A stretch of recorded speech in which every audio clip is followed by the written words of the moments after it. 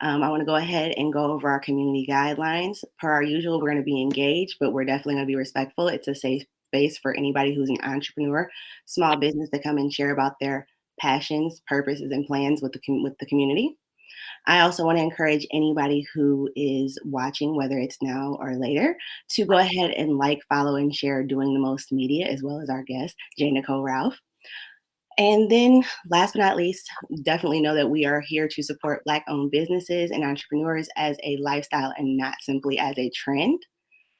And with all of our, housekeeping things out of the way, I want to go ahead and just briefly jump into the bio for our guest for the day. As one of the top 2% of actors in the industry, J Nycole Ralph loves helping other artists and entrepreneurs make an impact in the world and get paid well to do it. She was making $80,000 in her 9-to-5 job, but got burnt out and started to resent going to work because it was not her actual dream. She decided to change that, and she proudly boasts that she now makes 6 figures doing what she absolutely loves to do. She's a Broadway, TV, film actor, and a bad bitch artist entrepreneurial coach. She loves to help boss divas do what she did and transition from their office job to being a professional booking actress within 12 months in an eye-opening way without having to put in tons of hours of work. J Nycole has been living her dream of performing on Broadway and touring around the world for the past several years, telling the heartwarmingly impactful yet hilarious story, The Book of Mormon, written by Matt Stone and Trey Parker. They're the writers of South Park.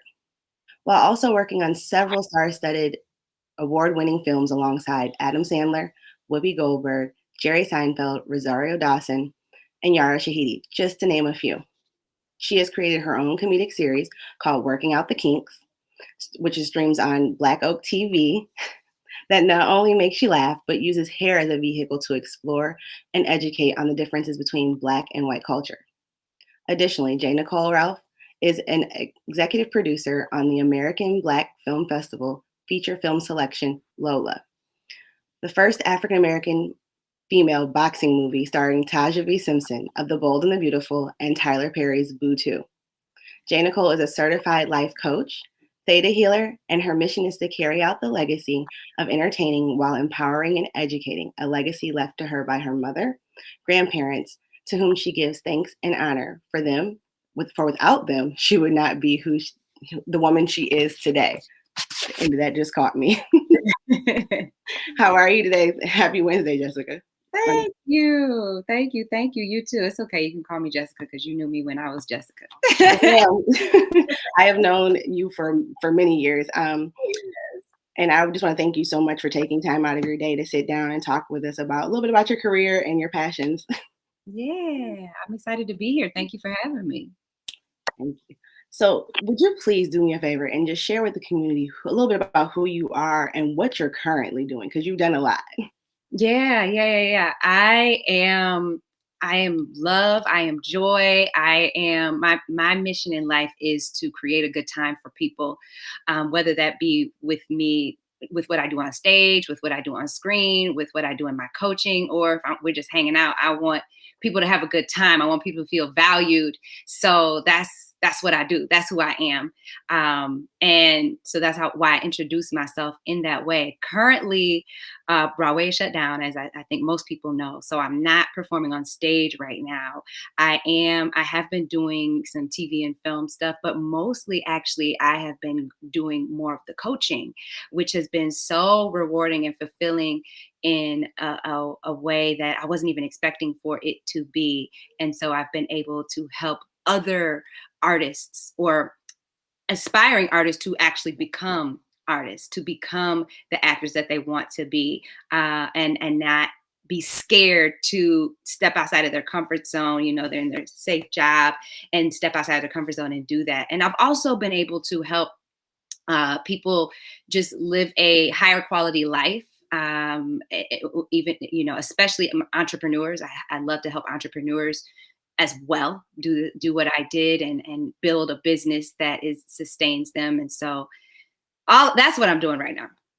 Yes. So how did that transition take place? I know that you've been busy doing many things that transition. Was it something that you felt called to do, or just you knew it was time to do something new? Yeah, it was. Everything It's divine timing. So the pandemic hit, the show shut down. At that time, I was coaching artists, other actors or aspiring actors at the time, but it was just my side hustle. It wasn't what anything that I was doing on a large scale at all.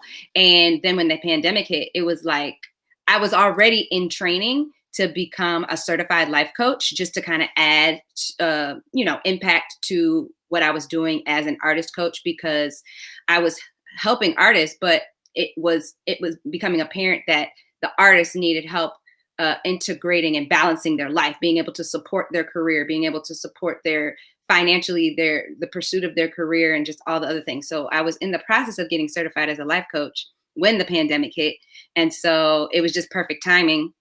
So then I just started going hard with my coaching after that, because I now had this life coaching certification. I was already coaching people, and now it's like, okay, cool. I can't perform on stage, so let me put more of my time and energy and effort into this. So that's how that came about. Okay. Yep, the pandemic changed much for all of us. Yeah. Your journey, though, it started in Ohio, and I just want to, go back. Let's talk a little bit about what you were doing in Ohio that got you to the point of acting, because that was something that I don't believe that you were doing as much of in Ohio. Correct. Yeah, this is so interesting that you're asking this question, because this is something I have been like dealing with recently. Okay. Yeah, so I was put in dance. I was put in everything. I was put in dance. I was put in band. I was put in orchestra. I was put in track and field, basketball, everything but acting, because where we grew up, there wasn't much formal training in acting at all. Even though I loved it, whenever I got a chance to do it, it was fun. It was great, like at church or youth curtain call or drama club. It was fun, but like dance kind of became the thing, because it was like this. It was just it was the best training that was in Sandusky was in dance, and so and I excelled at it, and it was kind of like that was going to be my ticket out, and it did end up being my ticket out, and it also is the thing that kind of brought me back into acting, because after I graduated college from Alvin Ailey and Fordham University with my degree in dance, I started performing in concert dance, and it just wasn't fulfilling for me. Like concert dance, just for people who may not know what that is, that's like ballet companies or modern dance companies, or even one company I did an African dance company, and that actually was probably the most fun for me.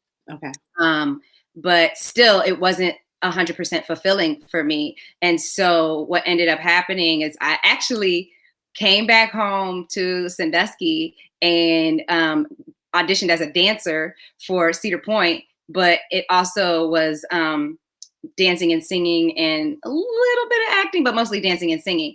Booked that job, and that was like my first time doing something like that. And I was like, oh, this is fun. So let me do that. So then I started doing cruise ships. And then while I was on a cruise ship, I'm always constantly working on my craft. So even while I was on the cruise ship, I was getting vocal lessons and I was getting acting lessons, because I knew that that was something that I really loved to do. And it was kind of just for fun. But my coach was like, no, actually, you need to pursue this for real, for real. So as soon as that contract was done on the ship, I went back to New York and auditioned for my first musical theater job. And this does not happen, but they offered me, excuse me, they offered me a job on the spot. That does not happen in the industry. Like, you do your audition, you leave, you might hear from them earliest maybe the next day, but you never get offered a job on the spot. They offered me a job on the spot. So that was like my confirmation, like, oh, this is what I'm supposed to be doing. And so musical theater incorporates all of it. It incorporates dance, singing, and acting. And so that's kind of how I got into acting professionally. So that's a lot of hops. I mean, it's an amazing journey, because when you talk about coming from a town that didn't have what you wanted or where your heart's desire was, so going and kind of experimenting along the way and finding what you love, and being able to honestly outright say, this wasn't fulfilling for me when you were doing things that weren't. People sometimes struggle with that. So that's amazing that you're able to say that, and that you were able to make those transitions to get to where you want it to be. Yeah. Yep. So what would you say, or who would you say was your biggest influence when it came to acting?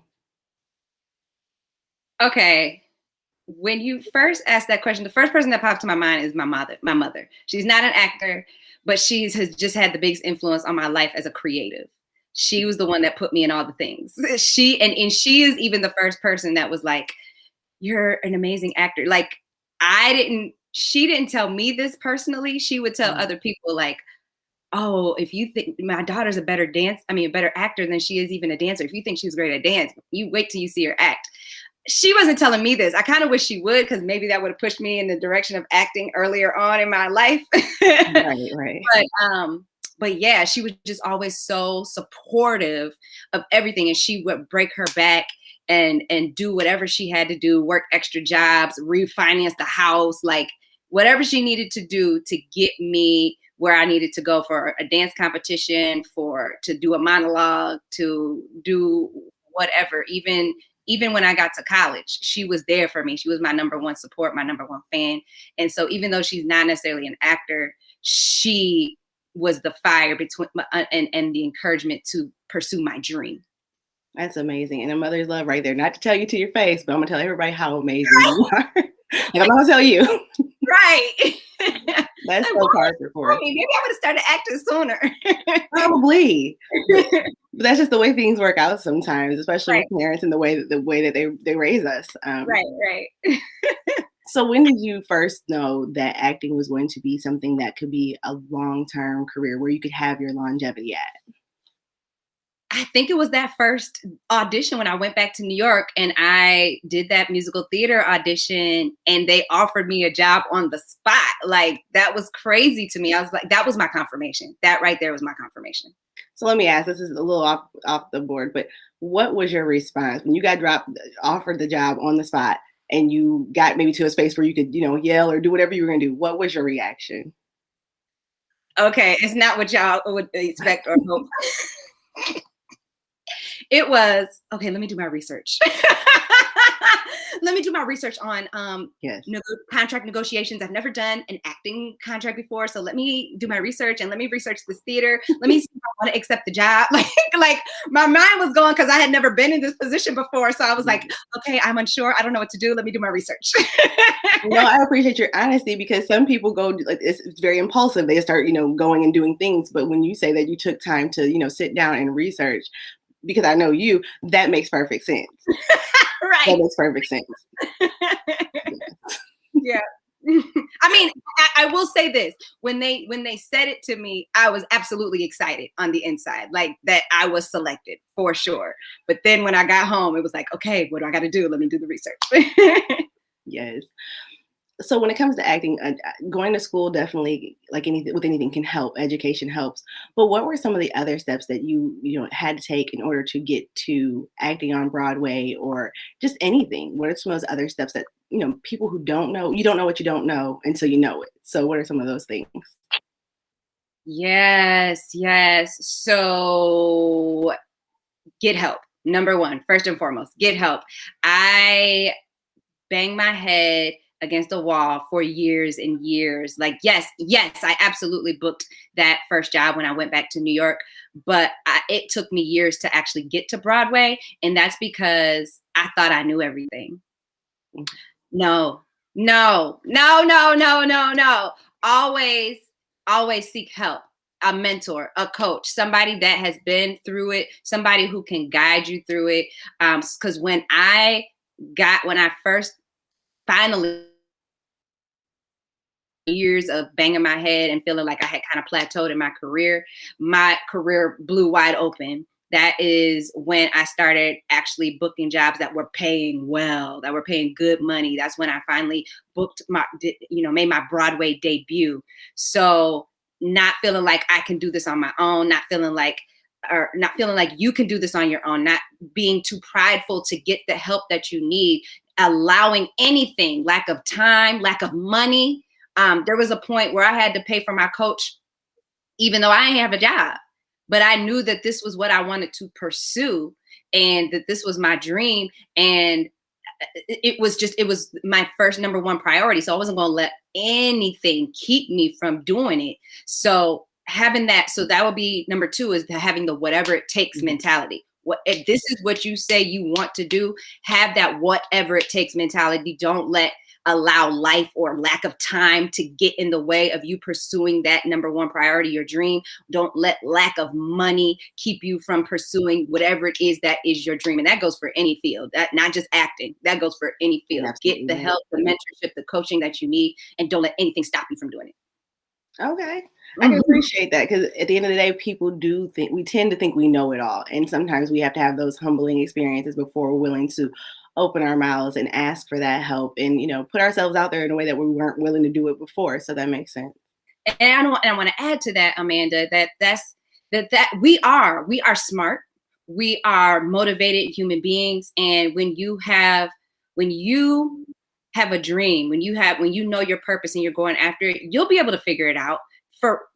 You could do it by yourself. I could have done it by myself, but getting the help, getting the mentorship, getting the coach helps to collapse your timeline, helps you to reach those goals faster. That's what I learned, is that stuff started just moving faster when I finally went ahead and got that coach, bit that bullet, even though I didn't have the money to do so.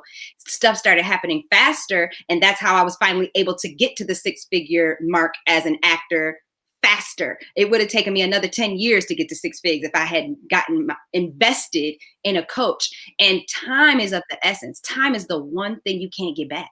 Mm-hmm. You can run out of money and get more. When you run out of time, that's it.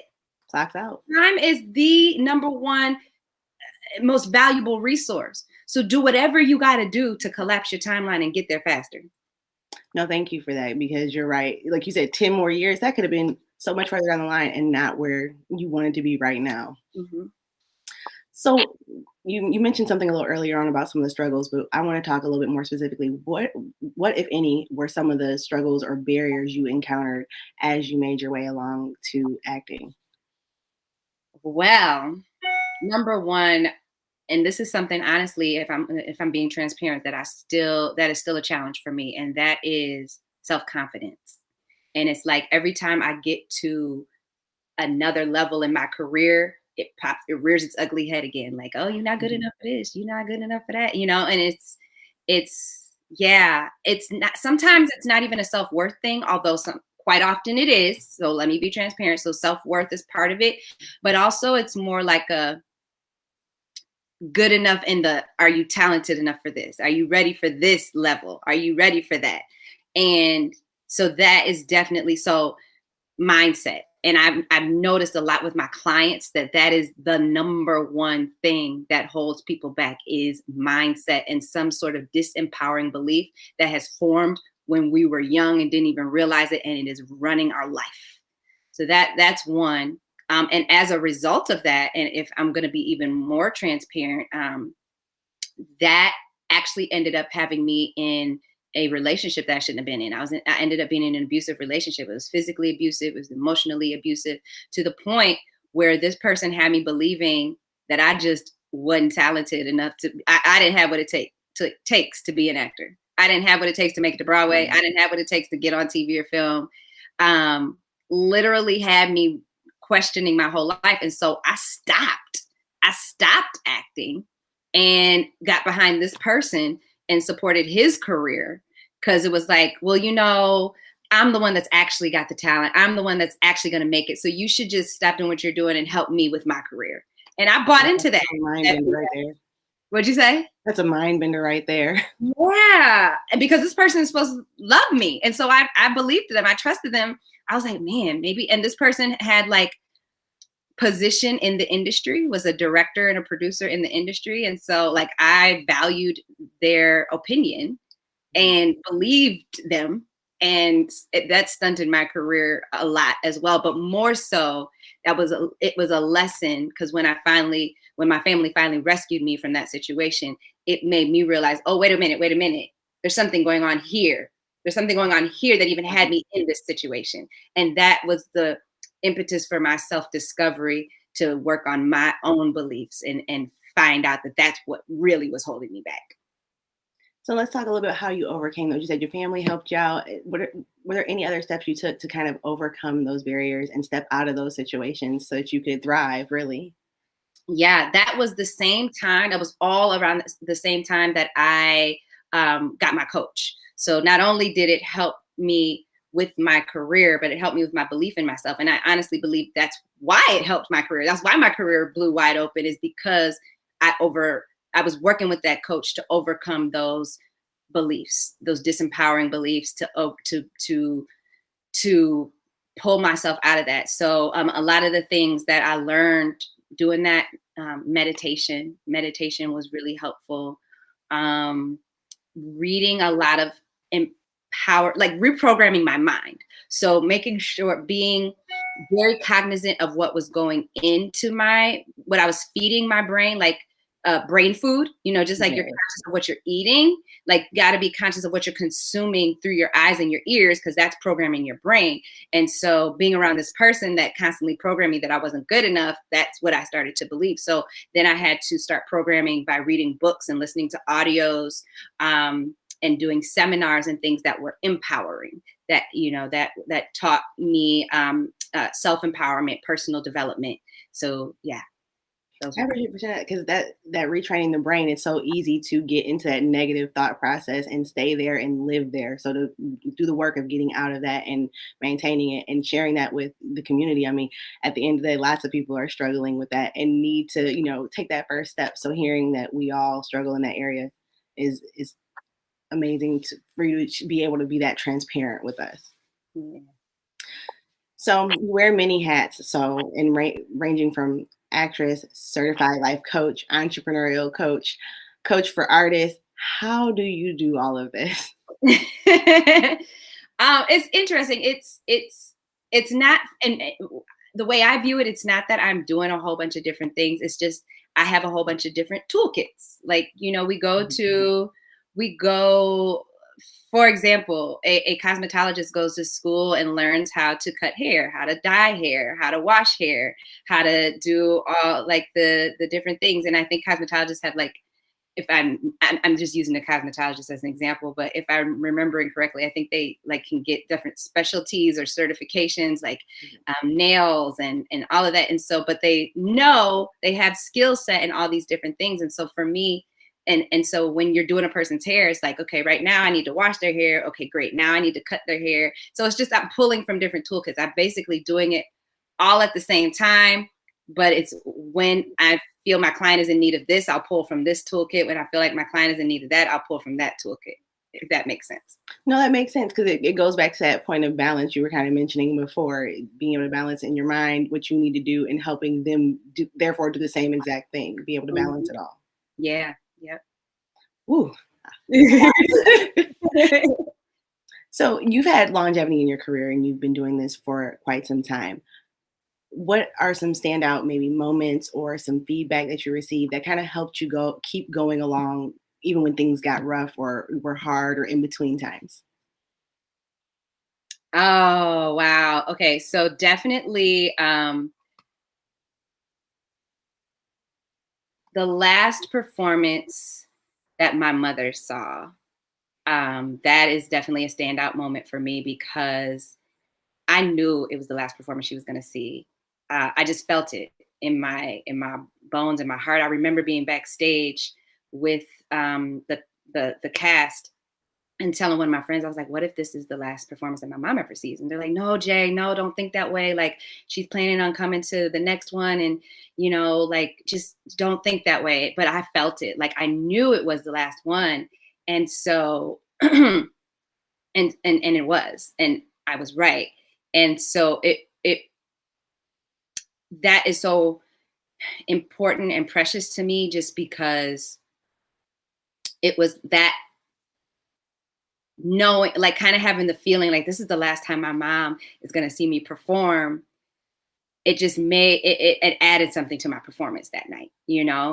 And ever since then, like, what I do as an actor, as a performer, is for my mom, because of all the sacrifices she put to get me there. And it's like, I wish she had been there to see all the other things I had accomplished. I wish she had been there to see my Broadway debut. That's another standout moment, was the first time I stepped on that Broadway stage. It was like magic. And the thing is, Amanda, it was on my mother's birthday. So it was like a sign. It was like God telling me that, oh, she's here, she sees, she knows, like this is for her, this is in honor of her. So that's another standout moment, was feeling the magic of being on that Broadway stage for the first time and knowing that mommy's with me. It's on her birthday. This is for you, mom. Wow, that's a beautiful moment right there. Because I Mhm. mean, you couldn't have planned that if you wanted to. No, For yeah, all that happenstance, that for it to lined up just right. yeah, I would say, I just have to say, is having known your mom, like that mission to empower and educate, you get it honest, and yeah, it shows. It really does. yeah, yeah. So in planning, let's talk a little bit about planning as an entrepreneur and as a businesswoman, as anybody. Planning is just super important. What are some of the plans that you have for the near future or even further into the future? Plans for the near future or further into the future. So, as a result of Broadway being shut down, I have been focusing more in my career, at least, aside from coaching, I've been focusing more on TV and film. So expect to see more of that. Yes. Yes, that those are my plans.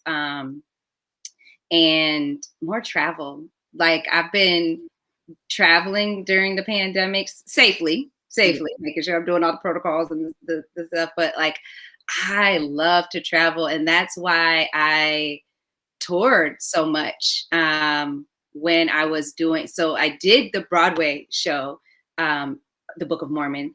That was the Broadway show I did, and then I went on the tour with the Book of Mormon, and I just enjoyed the tour so much more because not only does it pay more money, but also I got to travel and see the country, and I love to travel. So I'm going, even though I'm not going to necessarily be touring because I'm not necessarily going to be doing as much theater.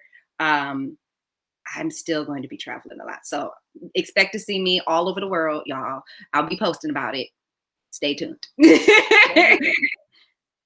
Let's back up a bit and talk a little bit about working out the kinks, because that was something. I mean, I had the pleasure myself of catching many of the episodes of working out the kinks.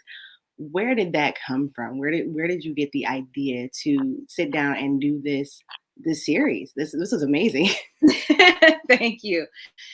So it initially came to me because I wanted to do more TV and film back then as well. I was doing theater and I was like, oh, I want to do more TV and film, but you can't get into TV and film unless you have a lot of TV and film experience.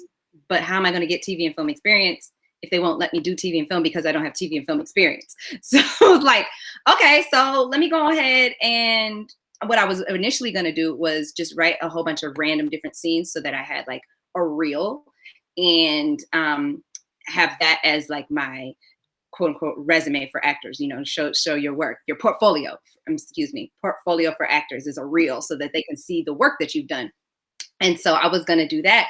And then like I had a meeting with my coach and it was like, okay, what is ultimately the thing that you want to accomplish? What is the ultimate dream? What is the ultimate goal? And I thought about it and I was like, you know what?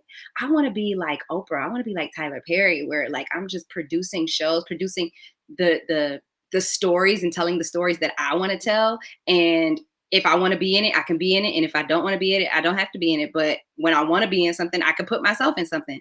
So I was like, okay, if I'm going to do all this time and energy to produce a reel, I might as well produce a show, because I'll not only get the footage, but it'll help me learn the ropes of producing my own work, producing my own show on that pathway to being an Oprah, Issa Perry, Tyler Perry, Issa Rae, all of those people, that the next J Nycole. So that's where that came from. And then when I was like, okay, now what do I want the concept of the show to be? I knew I wanted it to be comedy because, like I said, I love entertaining. I love letting people have a good time or creating a good time for people, joy, laughter. So I knew I wanted it to be comedy.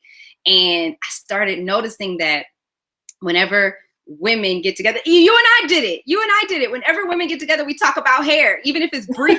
Like, girl, your hair We did. you You're know, so right. when Black women get together, hair tends to come up in almost every conversation, even if it's brief. And so I started noticing that, and I was like, there's something here. And there's nothing about it on TV, at least at the time there wasn't. Right. I'm going to be that one. So that's where it came from. I think it's interesting you talk about tackling that problem of needing to have experience, but not having the opportunity to get the experience, and then creating, therefore, your own opportunities. That is something that Black women and Black people have been doing since, honestly, the beginning of time, is creating those opportunities for ourselves. And it's just amazing that you should say that, because somebody may need to hear that today. Like if they're waiting on an opportunity, maybe they should just stop waiting today and create their own opportunity. So right. Thank you for that. Mm-hmm. What advice would you maybe give somebody who is on the edge? They maybe are working their 9-to-5 job. They've thought about acting. And they maybe dabbled in it a bit, but they have not kind of taken that big leap in. What would you maybe give them as some advice for making that first step or that first leap?